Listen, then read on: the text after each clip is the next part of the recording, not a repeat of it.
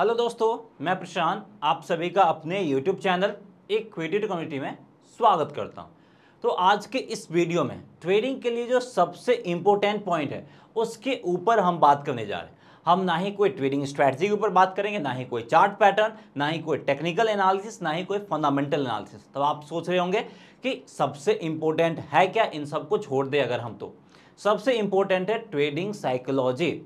अगर आप कितना भी नॉलेज गेन कर लो, कितना भी स्किल्स क्यों ना डेवलप कर लो ट्रेडिंग या फिर इन्वेस्टमेंट में, अगर आपका साइकोलॉजी सही नहीं होगा तो आप मार्केट से प्रॉफिट नहीं बना सकते हो, आपका ट्रेड लॉस में ही जाएगा।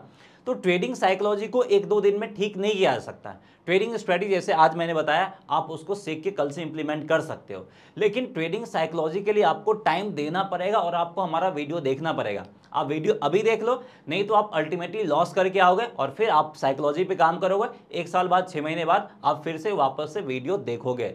तो बेहतर ये है कि अभी आप वीडियो पे आ गए तो वीडियो को कंप्लीटली वॉच करो, जिससे आपका कुछ लॉस भी बच जाएगा और काफ़ी हद तक आप ट्रेडिंग साइकोलॉजी भी अपना इंप्रूव कर पाओगे। अब ट्रेडिंग साइकोलॉजी में मल्टीपल पॉइंट है, तो सारे पॉइंट के ऊपर हम एक एक करके बात करेंगे, जिससे आपको समझ में आएगा कि कहाँ पे हमें काम करना है, कहाँ पे सुधार करना है और क्या चीज़ सुधार करना है।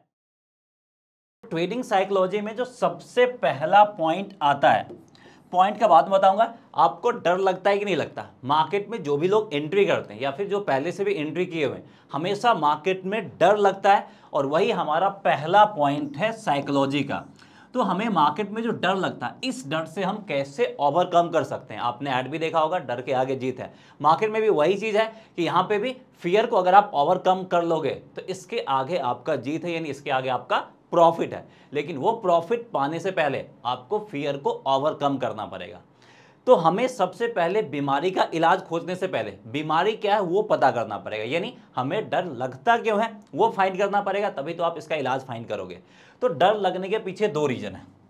पहला क्या है कि अगर आपका प्रॉपर नॉलेज या फिर स्किल्स नहीं है तो उसके कारण से डर लग सकता है। अब मैं आपको रियल लाइफ एग्जांपल बता रहा हूं, बस आपको इस वीडियो में लास्ट तक बने रहना। फॉर एग्जांपल, आप ओला उबर से कार ड्राइव करते हो, क्या उसमें आपको कभी डर लगता है? बहुत कम डर लगेगा, मैक्सिमम आप सेफली ड्राइव करते हो। लेकिन जब आप जानते हो कि आपका एक फ्रेंड है जिसको कार ड्राइव करने नहीं आता है और उस कार में आप बैठे हुए जो आपका फ्रेंड ड्राइव कर रहा है, तो वहाँ पे क्या जनरेट होगा? फियर जनरेट होगा कि नहीं होगा? अब आप बताइए, फियर जनरेट क्यों हो रहा?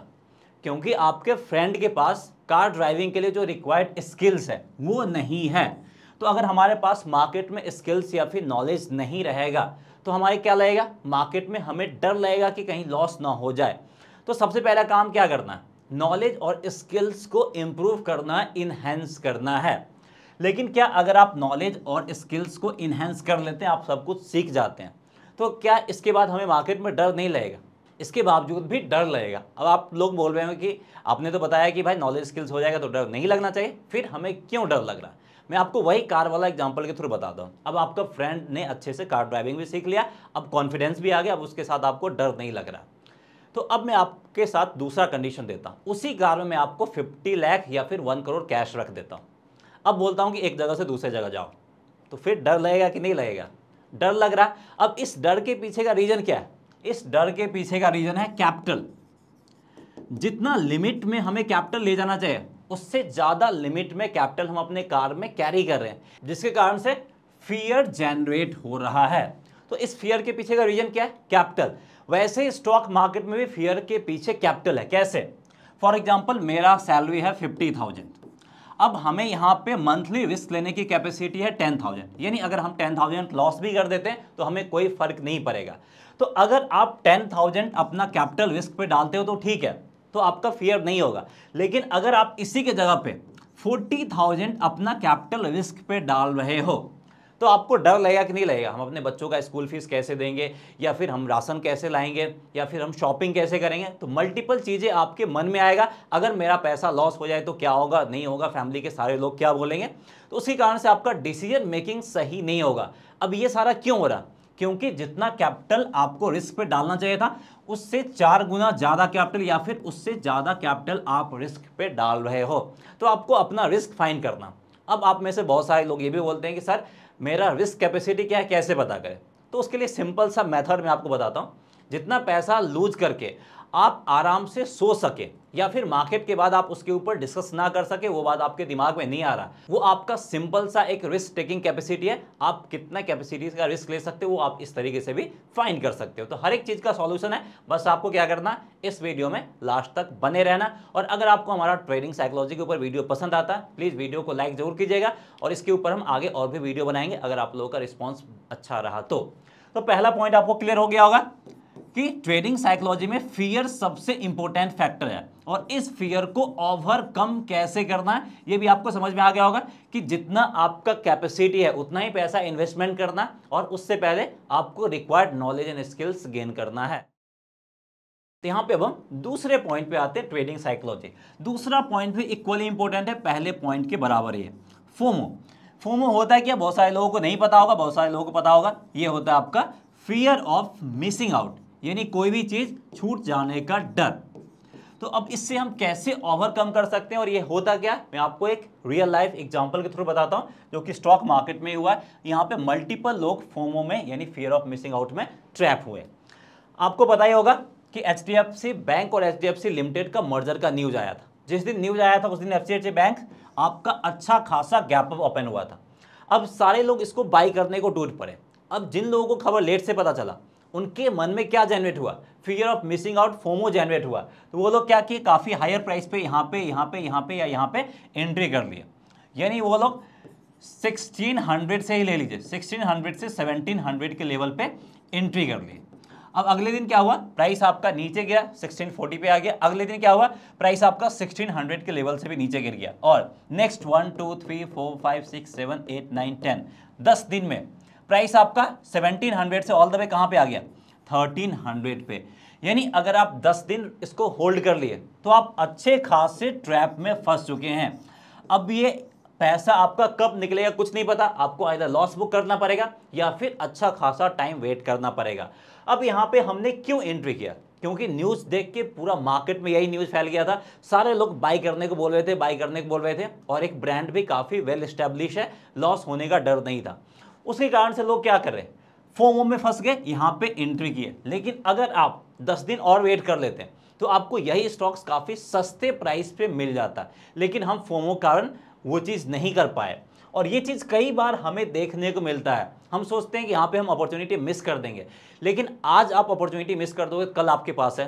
पूरे हफ्ते नहीं मिला तो नेक्स्ट वीक है, पूरे महीने नहीं मिला तो नेक्स्ट मंथ है। अगर ये स्टॉक्स में नहीं मिल रहा तो दूसरे स्टॉक्स में हमें मिल सकता है। तो ऐसे ही आपको हजारों स्टॉक्स है, हजारों ऑप्शंस है, तो आपको किसी एक के पीछे नहीं भागना, फोमो जनरेट होने नहीं देना है।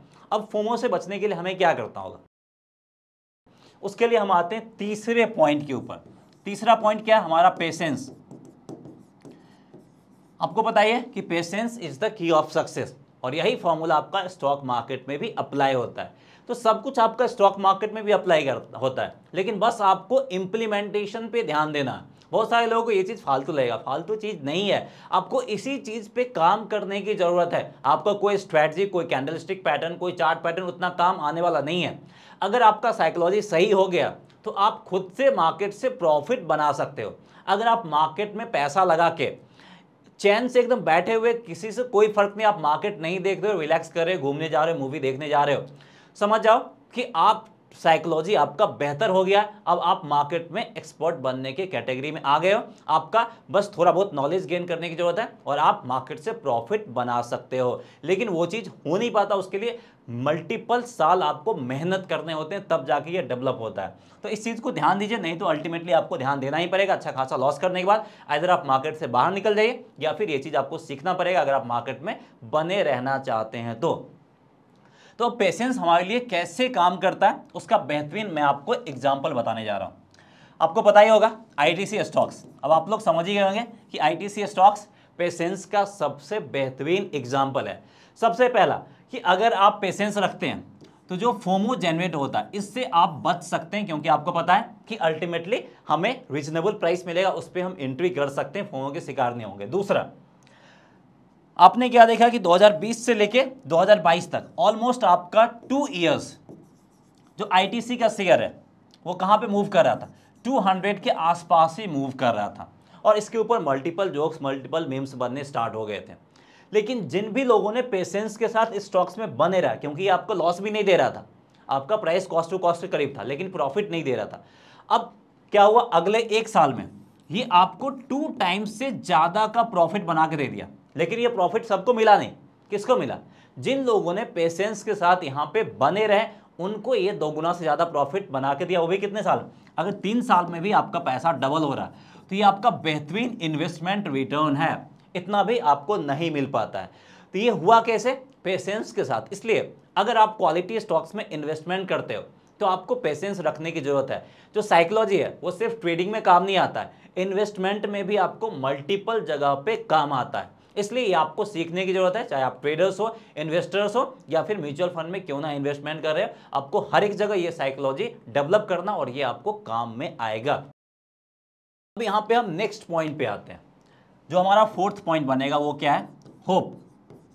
होप तो वैसे सुनने में आपको पॉजिटिव वर्ड लग रहा होगा, यानी उम्मीद पे ही दुनिया टिकी हुई है और उम्मीद पे स्टॉक मार्केट भी टिका हुआ है, ऐसा नहीं है। अगर आप स्टॉक मार्केट में होप रखते हैं विथ लॉजिक तो फिर सही है। अगर आपका होप यानी उम्मीद है विदाउट लॉजिक, तो वो होप आपका ब्लंडर साबित हो सकता है। वो आपके लॉस को मैग्नीफाई कर सकता है, यानी जहां पे आपका 10% का लॉस हो रहा है, यहाँ पे लॉस को 5 गुना करके 50%, 100% तक ले जा सकता है। अब इसका बेहतरीन एग्जाम्पल मैं आपको बताने जा रहा हूँ, वह है आपका यस बैंक। यस बैंक में हमें पता चल गया था कि पूरा मैनेजमेंट की तरफ से गड़बड़ चल रहा है। अब प्राइस आपका ऑल द वे 400 के लेवल से 300 के लेवल पे आ गया। अब अगर हम यहाँ पे भी झूठी उम्मीद बैठे रहते हैं कि मार्केट फिर से 400 के करीब जाएगा, तो क्या होगा? हमें यहाँ पे सिर्फ और सिर्फ लॉस ही हाथ लगेगा। जो स्टॉक्स आपको 300 पे मिल रहा था, वो स्टॉक्स अब कहाँ पे है? आपको 5 से 10 रुपये, 15 रुपये के करीब मिल रहा था। तो यहाँ पे कई बार होप करना भी गलत है। कई बार आपको एडमिट करना पड़ता है कि हाँ मैंने गलती की है, हमसे गलती हो गया है। यहाँ पे झूठा उम्मीद नहीं रखना है, जो भी आपको लॉस है उस लॉस के साथ एग्जिट करना है। लोग गलती क्या करते हैं?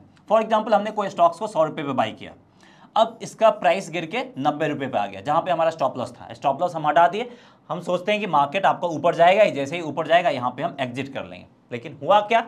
प्राइस आपका 90 से 80 आ गया। अब हम फिर से उम्मीद पाल रहे हैं कि 90 पे अभी कुछ देर पहले था ही, 90 पे जाएगा फिर से हम एग्जिट कर लेंगे, या फिर 100 पे जाएगा फिर से हम एग्जिट कर लेंगे। लेकिन वो गिरते गिरते कहाँ पे आ गया?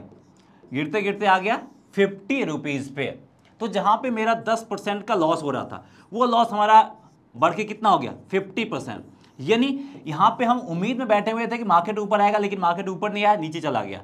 तो यहाँ पे हमारा जो लॉसेस है उसको 5 गुना तक मैग्नीफाई कर दिया, 5 गुना तक इंक्रीज कर दिया। तो ऐसे ही आपको क्या काम करना है? मार्केट में उम्मीद नहीं रखना। मार्केट उम्मीद से नहीं चलता है, मार्केट आपका न्यूज और इवेंट से चलता है। तो यहाँ पे आपको स्ट्रिक्ट स्टॉप लॉस रखने की जरूरत है। स्टॉप लॉस हिट किया, हम मार्केट से एग्जिट करेंगे, हम उम्मीद के भरोसे नहीं बैठे रहेंगे। और जहाँ पे हमने सारा कुछ रिसर्च करके काम किया है, हम वहाँ पे उम्मीद पे बैठे रहेंगे। जैसे मार्केट आपका 100 रुपये पे ट्रेड कर रहा है, हमने यहाँ पे बाई साइड की तरफ एंट्री लिया, अब हमने 90 रुपये पे अपना स्टॉप लॉस लगा दिया, प्राइस आपका 95, 96 के आसपास चल रहा है। तो यहाँ पे अब हम उम्मीद कर सकते हैं कि मार्केट आपका ऊपर जाएगा। यहाँ पे होप हमारे लिए पॉजिटिव चीज़ है। कब? जब हम प्री डिफाइंड स्टॉप लॉस लगाए हुए हैं तब। लेकिन अगर प्राइस आपका 90 को हिट कर दे या फिर इससे नीचे चला गया, उसके बावजूद भी हम उम्मीद पे बैठे हुए हैं कि मार्केट ऊपर आएगा, वो हमारे लिए गलत है। तो होप को आपको सही मायने में यूज करना होगा। और ये कब होगा? जब आप साइकोलॉजी डेवलप करेंगे, जब आप धीरे धीरे एक्सपीरियंस गेन करेंगे, तो ये सब कुछ आपको और क्लैरिटी के साथ समझ में आता हुआ दिख जाएगा। अब यहाँ पे हम 5th पॉइंट के ऊपर आते हैं, जो कि हमारा क्या है? रिग्रेट। यानी मार्केट में किसी भी चीज के लिए हमें रिग्रेट नहीं करना, चाहे मार्केट हमें लॉस दे रहा है या प्रॉफिट दे रहा है, हमें रिग्रेट नहीं करना। ये भी हमें कई बार बिग लॉसेस का कारण बन जाता। कैसे? मैं आपको रियल लाइफ एग्जांपल के थ्रू बताता हूं। अब देखिए, हमने यहां पे बाई किया, अब हमने यहां पे अपना टारगेट सेट कर लिया, प्राइस ऊपर गया, टारगेट हिट कर दिया। लेकिन टारगेट हिट करने के बावजूद भी प्राइस आपका और ऊपर गया। अब हम यहाँ पे पछता रहे हैं, रिग्रेट कर रहे हैं कि काश हम टारगेट और ऊपर रखते तो हमें यहाँ पे और ज़्यादा प्रॉफिट हो जाता। अब इसके कारण से हम क्या करेंगे? अगली बार जब हम ट्रेड रखेंगे, ट्रेड लेंगे, तो हम टारगेट इतने के जगह पे हम इतना बड़ा टारगेट रखेंगे, क्योंकि हमें पता है कि लास्ट टाइम इतने ऊपर मार्केट गया था। अब फिर से वही काम करेंगे, हम यहाँ पे फिर से हमने ट्रेड लिया। अब जो टारगेट हम यहाँ पे रखना चाहिए था, उस टारगेट को हम कहाँ पे रखेंगे? यहाँ पे रखेंगे। अब उसके कारण से क्या होगा? मार्केट आपका ऊपर गया, उससे पहले ही नीचे आके हमारे स्टॉप लॉस को हिट कर दिया। तो जो ट्रेड हमारा प्रॉफिटेबल बन सकता था वो ट्रेड हमारा किस में कन्वर्ट हो गया, लॉस में कन्वर्ट हो गया। क्यों? क्योंकि हमने लास्ट ट्रेड में क्या किया था, रिग्रेट किया था। रिग्रेट के कारण हमारा जो pre defined set of stop loss और टारगेट सेट करने का फॉर्मूला था उसके साथ हमने छेड़खानी कर दिया था, और वो फॉर्मूला हमने काफ़ी रिसर्च करने के साथ बनाया था, रिसर्च करने के बाद बनाया था। तो रिग्रेट ने हमें क्या कर दिया, अपने डिसीजंस मेकिंग को इंस्टेंटली चेंज करने पे मजबूर कर दिया। उसके कारण से हम क्या कर रहे हैं, जो हमारा प्रॉफिट हो सकता था उस ट्रेड को हमने लॉस में कन्वर्ट कर दिया। तो इसीलिए मार्केट में आपने जो प्री डिफाइंड रूल सेट किया है, चाहे आपने 5% प्रॉफिट बुक किया, ठीक है, वो स्टॉक्स अगर आपका 50% भी ऊपर चला गया तो आपको घबराना नहीं है, वहां पे आपको रिग्रेट नहीं करना है कि मेरा यहाँ पे 45% प्रॉफिट छूट गया। आपने जो प्री डिफाइंड सेट किया था हमें 5% का प्रॉफिट लेना, 5% का प्रॉफिट लेके आपको मार्केट से हट जाना। अब वो स्टॉक्स ने क्या काम किया, ऊपर गया नीचे गया, आपको वो देखने की जरूरत नहीं है। अब आप दूसरा अपॉर्चुनिटी फाइंड कीजिए। तो रिग्रेट से आप आसानी से ओवरकम कर सकते हैं। ये सबसे आसान तरीका है साइकोलॉजी डेवलप करने का, जिसके जरिए आप रिग्रेट से बाहर निकल सकते हैं। उसके बाद अगला पॉइंट जो सबसे ज्यादा आता है वो होता है ईगो। अब ये ईगो कब डेवलप होता है, जब हम मार्केट में सीख जाते हैं, स्किल्स डेवलप कर लेते हैं, थोड़ा बहुत साइकोलॉजी भी डेवलप कर लेते हैं, तब हमें लगता है कि मार्केट हमें हरा ही नहीं सकता, मार्केट में हमें लॉस ही नहीं हो सकता है। तो जब भी आपको ईगो डेवलप हो, समझ आइए कि मार्केट इज द गॉड, यानी गॉड कौन है, अल्टीमेटली मार्केट है, और मार्केट कुछ भी कर सकता है। आपने जो पढ़ा उसके अगेंस्ट जा सकता है, आपने जो रिसर्च किया उसके अगेंस्ट जा सकता है, आपके रिसर्च एनालिसिस सबको तहस नहस करते हुए कुछ भी कर सकता है। तो इसलिए जब भी आपको लॉस हो, समझ जाइए कि हमने यहाँ पे गलती किया है, मार्केट की गलती नहीं है, किसी और की गलती नहीं है, गलती हमारी है। अपने गलती को एक्सेप्ट कीजिए और उसके साथ जो भी लॉस हो रहा उस लॉस को एक्सेप्ट कीजिए, और बाद में हम फिर इस लॉस को रिकवर करने की कोशिश करेंगे। तो अब यहाँ पे ईगो कारण क्या होता है, फॉर एग्जाम्पल जैसे यहीं पे मार्केट ने हमें लॉस दे दिया, अब हमने इतना कुछ रिसर्च किया, एनालिसिस किया, अब हम मार्केट के एक्सपर्ट हो गए, मार्केट हमें लॉस कैसे दे सकता है, मार्केट कुछ भी कर सकता है। अब इसके जगह पे हम क्या करेंगे, रिवेंज ट्रेडिंग करना स्टार्ट कर देंगे, और रिवेंज ट्रेडिंग में हम मल्टीपल ट्रेड लेंगे, और उसके कारण से मल्टीपल ट्रेड हमें क्या देगा, लॉस दे देगा। और जो पूरे हफ्ते या पूरे महीने में हमने प्रॉफिट कमाया है वो सारा का सारा प्रॉफिट हमारा एक ही दिन में खत्म हो जाएगा। तो मार्केट में आपको क्या नहीं करना, ईगो डेवलप नहीं करना। अगर आपने आज 3 ट्रेड लिया, मैक्सिमम 3 ट्रेड लेना, अगर तीनों ट्रेड आपका लॉस में चले जाए तो that's end of the day, आपको यहाँ पे काम खत्म करना, समझना है कि आज मेरा दिन नहीं है, आज लक हमारे साथ नहीं चल रहा है, आपको ट्रेड वहीं पे क्लोज कर देना। जबरदस्ती नहीं करना है कि भाई आज हमें प्रॉफिट क्यों नहीं मिला, मार्केट आपको डेली प्रॉफिट नहीं देगा, ये आपको समझ के चलना है। और मार्केट से डेली प्रॉफिट बनाने के चक्कर में अगर आप ईगो डेवलप कर लोगे तो आपका जो प्रॉफिट कमाया वो तो जाएगा ही जाएगा, साथ ही साथ आप अपना कैपिटल भी लूज कर सकते हो। तो जो मैंने आपको पॉइंट बताया है उन सारे पॉइंट को आपको ध्यान रखना है, और इस पे अगर आप थोड़ा बहुत भी काम कर लेंगे तो आपका जो साइकोलॉजी वो बेहतरीन डेवलप होगा, और फिर ये आपको प्रॉफिट बनाने में हेल्प करेगा और लॉस को दूर करने में भी हेल्प करेगा। सो उम्मीद करते हैं कि आपको हमारा ये वीडियो पसंद आया होगा। पसंद आया तो प्लीज़ कमेंट करके जरूर बताइएगा हमारा वीडियो कैसा लगा, और अगर आपको इसके ऊपर आगे भी वीडियो चाहिए तो हमें कमेंट करके जरूर बताइएगा। सो दैट्स ऑल, मिलते हैं नेक्स्ट वीडियो में किसी और इन्फॉर्मेटिव कंटेंट को लेकर। जय हिंद।